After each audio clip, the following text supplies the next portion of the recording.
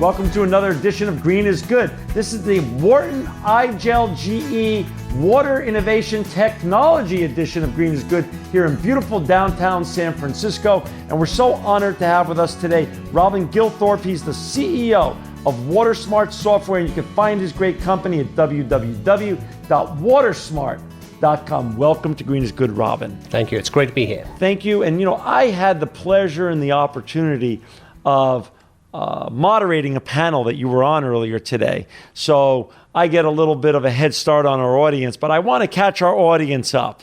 And I want you to share with our audience first, Robin, before we get talking about WaterSmart and before we get talking about this conference, I want you to share the Robin Githrope story on how you even evolved to this point in your life where you're the CEO of this very important, innovative water technology company.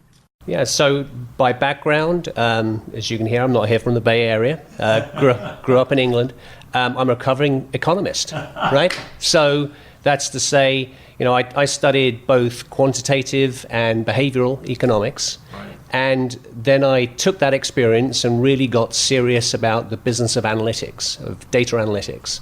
And I applied that to lots of different industries, from financial services to national security to retail and so on.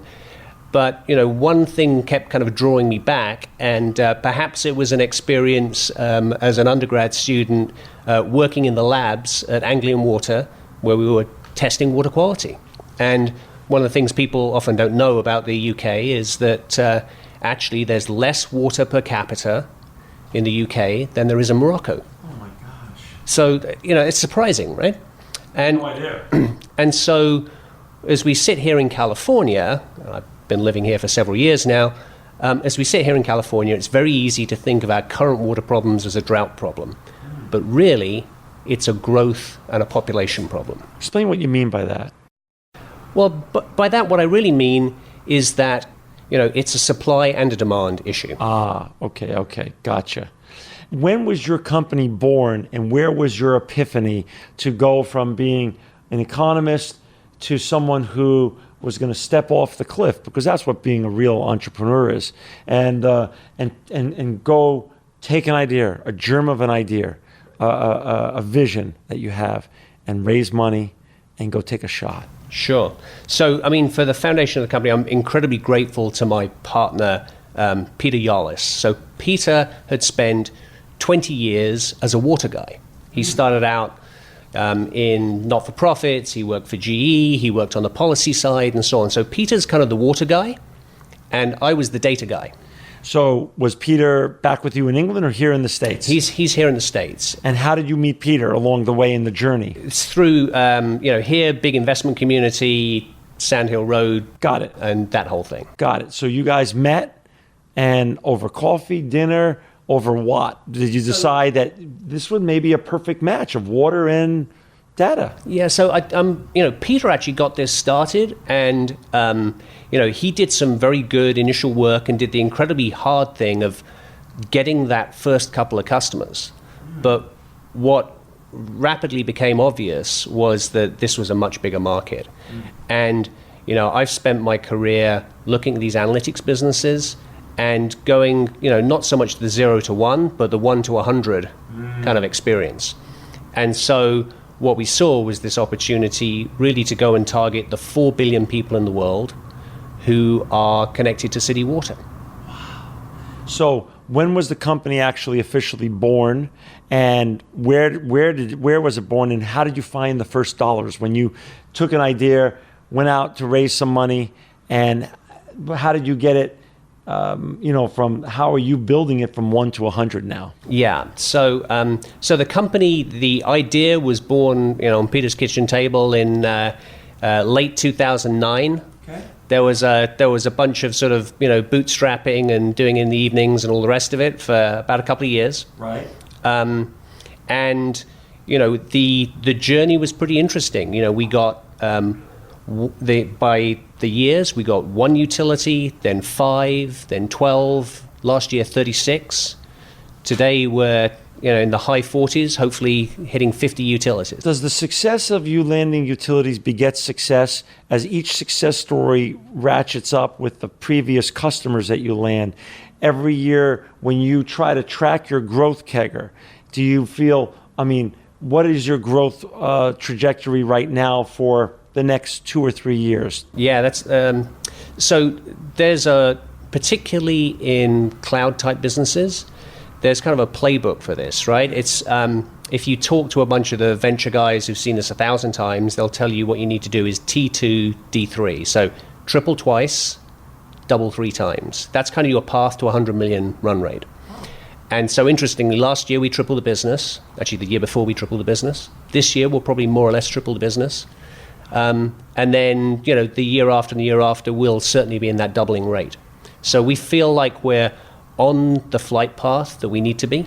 The playbook. Yeah, absolutely. Good. So share a little bit about what your company does, though, the uniqueness of what you're doing with water, data, and the transparency you're able to give on the demand side that didn't exist before. At a very simple level, Yeah. what we do is we help utilities and consumers to save water, save money, and avoid energy use.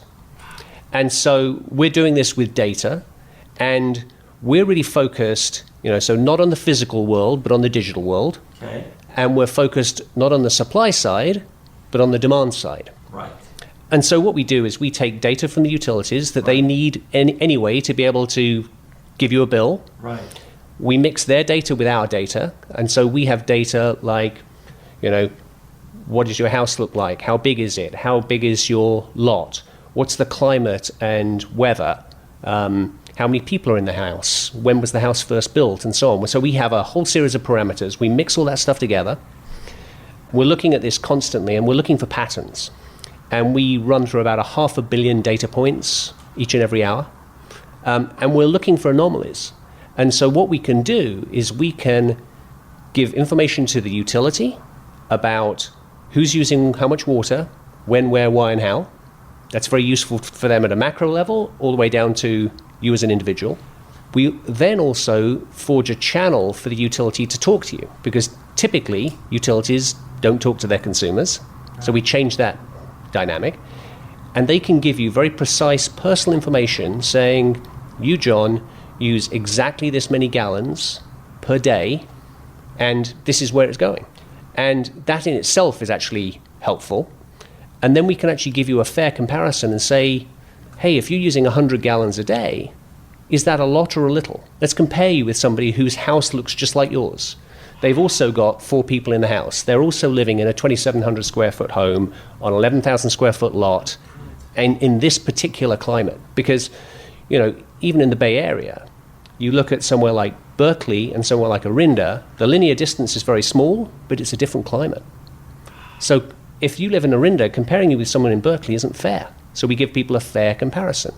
And then we say, hey, since you scored at the bottom of the class, or wherever it may be, here are 3 or 5 things you can do that are specifically tailored to your experience. So every single consumer gets a different communication. And because we're doing this with digital techniques, we can do one-by-one communications at mass communications economics. So wait a second now, Robin.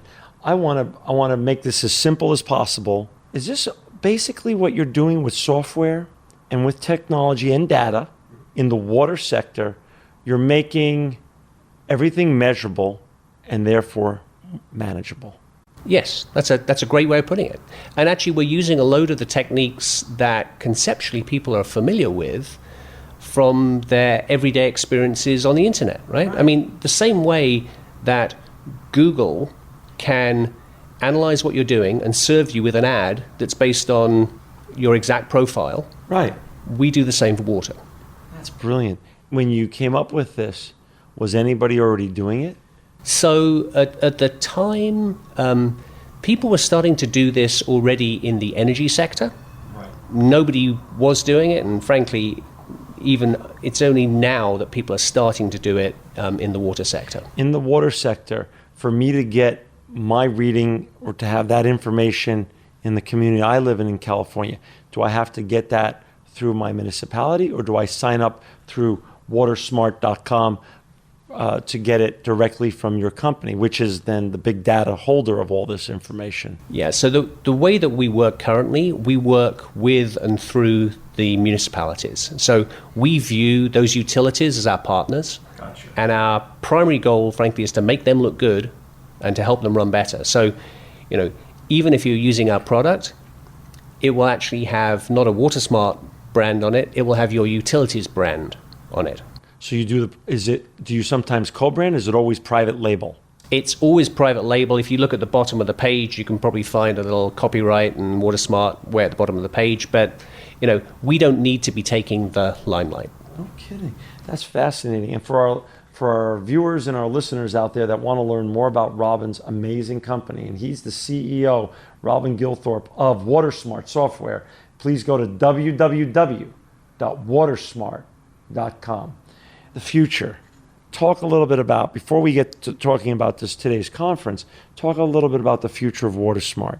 How big can this grow? Because we're talking about something, if you're comparing home versus home in a community and community versus community, now we start talking about city versus city, state versus state, country versus country. This sounds like a universally unlimited opportunity for your software and for your data analytics. I think that's a great point. Firstly, it's a huge market.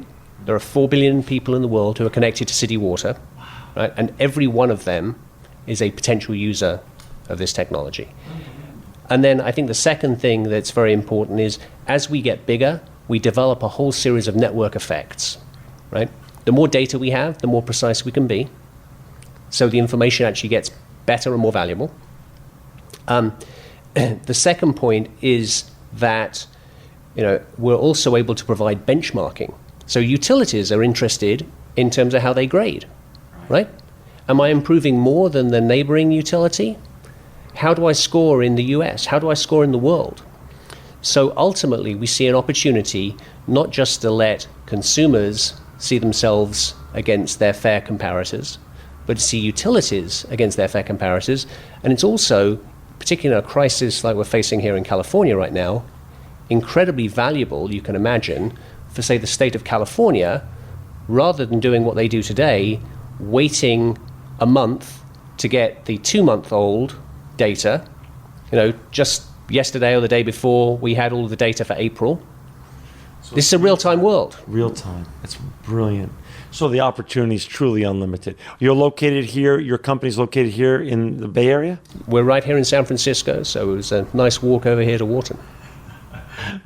Which is basically ground zero for innovation and technology. So here you are doing, changing the world and making the world a better place right here out of Silicon Valley, and San Francisco. So we're here at Wharton today. Why Wharton, GE, why technology in California right now? Obviously, your solution is nothing short of brilliant, but why is it important for you to come and message not only what you're doing, but help frame up the issue and talk about how technology and innovation can help work our way through these issues? The reason to be here today was very much that we're not just building a business. We're trying to build a market, and we're trying to encourage other people to participate. There are a couple of unique things about this situation. Number one, when we sell to individual utilities, we learn from each of those experiences. And utilities don't actually compete with each other, right? They're geographical monopolies. Right. So unlike a lot of other markets, if I were working in financial services or retail, if I did something that was really cool for one company, right, they would definitely not want me to share that with another company. Actually, one nice thing about this industry is people want to share those best practices, and there's no conflict in doing that. The other thing is there's this ecosystem factor that, simply put, there needs to be more capital applied to solving these kinds of problems. And at the moment, there just hasn't been enough investment in this sector to really move the long-term picture. And I want to encourage people to be more aggressive about using big data on the demand side, on the supply side, and using it in tandem with all the physical science that we've been hearing about today. How big is your company in terms of employees right now? We are still relatively small. We're a couple of dozen employees, wow. But already serving millions of homes in almost 50 communities coast to coast. And venture-backed. Absolutely, yeah. Venture-backed by, among other people, Steve Wesley, who was first marketing executive at eBay and famous early investor in Tesla. He's very committed to, great returns, but great outcomes for the community and for the planet. Also, other great names, DFJ, Physic Ventures, and a series of large family offices who are very much committed to our mission. Robin, I want to give you the final thoughts and words. We have a whole generation of young people that want to be the next Robin Githrope, and that's a great thing. And they listen to the show. The show is broadcast around the world. They now also get to watch it on YouTube when we go to these kind of conferences and meet thought leaders and business leaders like you. Some food for thought as we wrap up for today.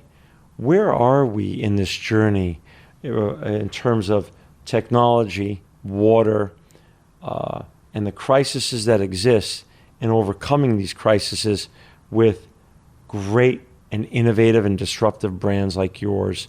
And what advice can you give to the young people behind you that don't want to just go and work at a law firm or at an engineering firm? They want to be an ecopreneur like you that changes the world for the better.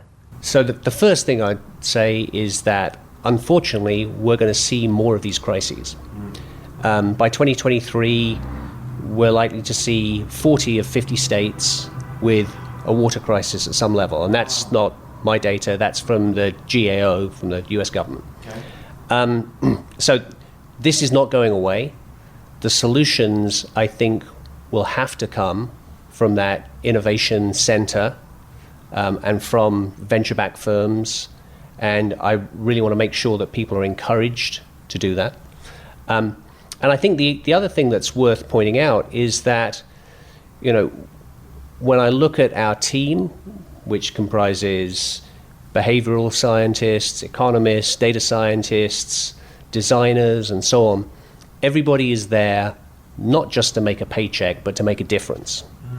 And the opportunity that is presented by working in the digital world means that there's a whole series of areas, whether it be water or other parts of our life, where we can have a really material impact on the physical world, even though we're working with digital methods. And I encourage people to do that, and we are, of course, hiring.